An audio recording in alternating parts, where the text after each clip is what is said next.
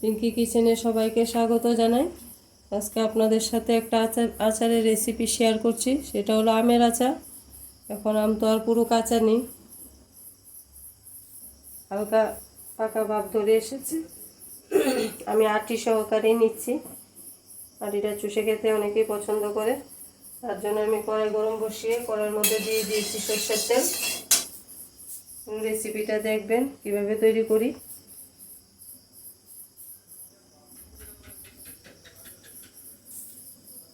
তেল গরম হয়ে এসছে, দিয়ে দিচ্ছি হাফ চামচের মতো পাঁচফোড়ন,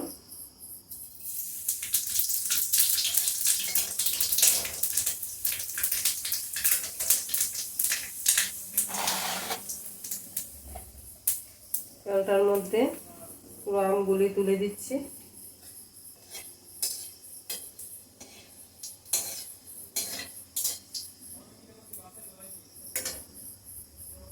পাঁচফোড়নটা ভাজা হয়ে গেছে,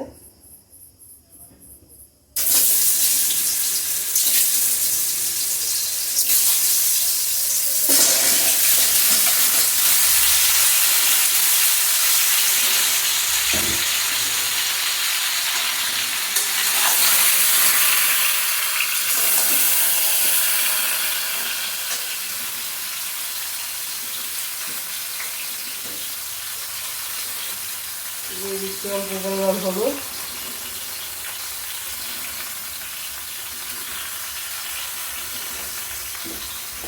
স্বাদ মতো নুন,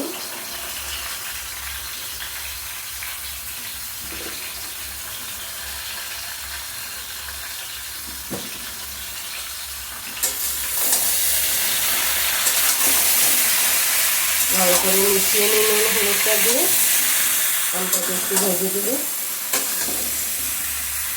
এখানে আমি শুকনো খোলায় ভেজে রেখেছি, এই যে শুকনো লঙ্কা ভেজে মিক্সিতে পেস্ট করে নিয়েছি শুকনো খোলায় ভেজে। আর এখানে নিয়েছি জিরের গুঁড়ো শুকনো খোলায় ভেজে। আর এখানে নিয়েছি ধনের গুঁড়ো, মরির গুঁড়ো, গোটা তেজপাতা আর একটু মেথি দিয়েছি। মেথি দিলে সেন্টটা খুব ভালো আসে আচারের জন্য, মেথিটা খুবই ভালো লাগে। তাহলে বন্ধুরা দেখতে থাকুন কীভাবে রেসিপিটা তৈরি করছি। দেখুন বন্ধুরা, এখানে 1.5 কেজির মতো আমি আম নিয়েছি আর আখের গুড় নিয়েছি এখানে 700 গ্রামের মতো। যেহেতু আমটা একটু টকটা একটু কম আছে, মিষ্টি ভাব, তার জন্য আমার গুড় বেশি দরকার নেই। আমি 700 গ্রাম গুড় নিয়েছি। গুড়টাকে একটু গুঁড়ো করে নিই। এখন আমটার সাথে গুড়টা দিয়ে দিচ্ছি।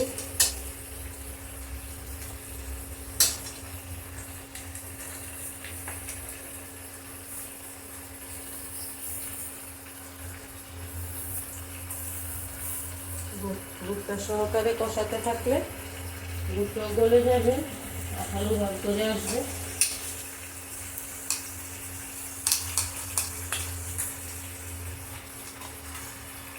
আচার তো আমরা সবাই বানাই, তবে এক একজন এক এক রকমভাবে বানাই, সব রকমই জানা দরকার।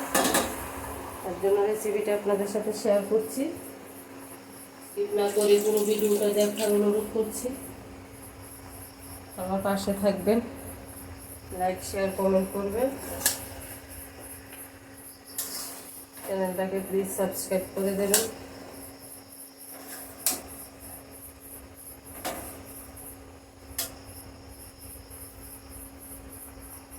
গ্যাসের হিটটাকে কমিয়ে ঢাকনা দিয়ে দিই যাতে আমটা সিদ্ধ হয়ে যায় আর ভিতরে মিষ্টিগুলি ঢুকে। এই যে আখের গুড়টা দিয়েছি, হিটটা কমিয়ে দিচ্ছি এখন, আমগুলির ভিতরে যাতে পুরো ফ্লেভারটা যায় মশলার।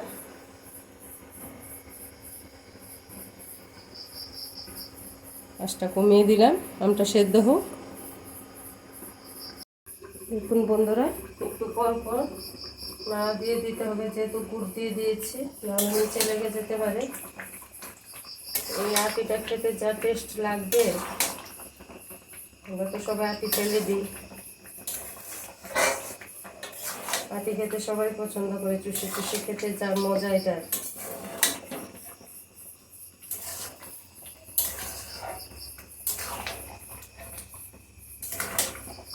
একটু ঢাকনা দিয়ে রেখে দিই,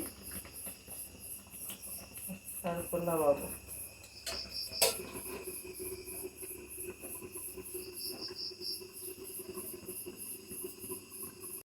এখন বন্ধুরা ঢাকনাটা উঠিয়ে দেখছি, কত সুন্দর কালার এসে গেছে, আমার সিদ্ধ হয়ে গেছে। এখন মশলাগুলি দিয়ে দিচ্ছি। মশলা তো বলেই দিয়েছি, যে শুকনো খোলায় ভেজে রাখা শুকনো লঙ্কাগুলি,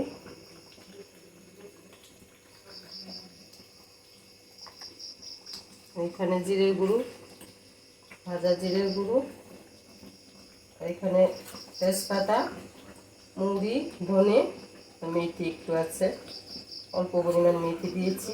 দিয়ে দেখবেন আচারের মধ্যে মেথিটা দিলে কত টেস্ট আসে। আশা করি সবাই ভালো লাগবে আচারের রেসিপিটা। পুরো ভিডিওটা দেখবেন বন্ধুরা। আমার চ্যানেলটাকে প্লিজ সাবস্ক্রাইব করে দেবেন।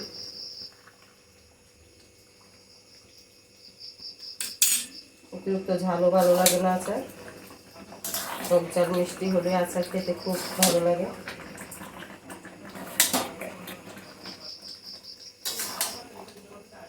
মশলাটা মিশিয়ে ভিনেগার দিয়ে দেবো 2 চামচ। ভিনেগার দিলে কি হবে, আচারটা রেখে খাওয়া যাবে, নতুবা নষ্ট হয়ে যাওয়ার ভয় থাকে।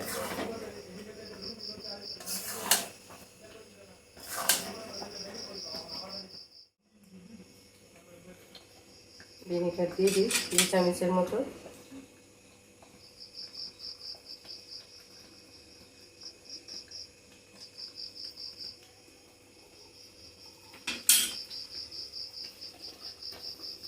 এবার সার্ভ করে দেখাবো আচার আমার তৈরি। যে বন্ধুরা দেখুন, সার্ভ করে দেখালাম, দেখতে কীরকম হয়েছে কমেন্ট করে নিশ্চয়ই জানাবেন। তাহলে আজকের ভিডিওটা এখানে শেষ করি। সবাই ভালো থাকুন, সুস্থ থাকুন।